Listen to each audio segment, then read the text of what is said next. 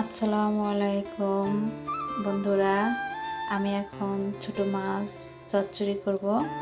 তো কাল আমার ননাস তাদের বাড়ি থেকে ছোট মাছ নিয়ে আসছে আমার জন্য, তাই আমি এখন সেটা ভাজি করব।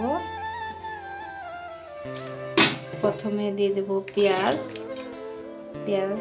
এখন দেব মরিচ, এখন দিয়ে দেব লবণ, এখন দেব হলুদের গুঁড়া, এখন দিয়ে দেব তেল,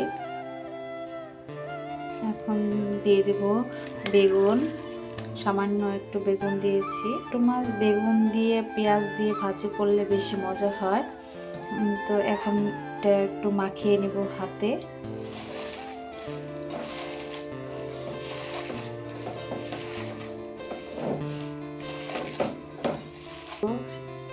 এখন দিয়ে দেবো সেই ছোট মাছ। দেখেন মাছগুলো কি সুন্দর।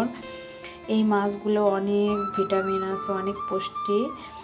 এই মাছগুলো আমার খুব প্রিয় মাছ। তো আমার ননাস কাল তাদের বাড়ি থেকে মাছগুলো নিয়ে আসছে। এখন আমি পেঁয়াজ দিয়ে বেগুন দিয়ে এটা ভাজি করতেছি। দেখেন কি সুন্দর হাতে মাখিয়েছি, তরকারিটা কি সুন্দর লাগতেছে।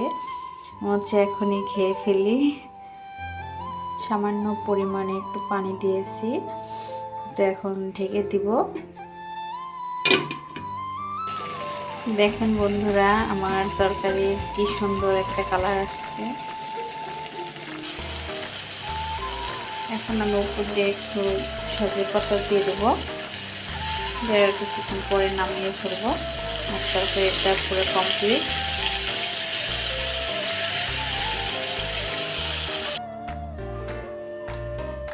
দেখেন আমার তরকারিটা পুরো এখন কমপ্লিট হয়ে গেছে।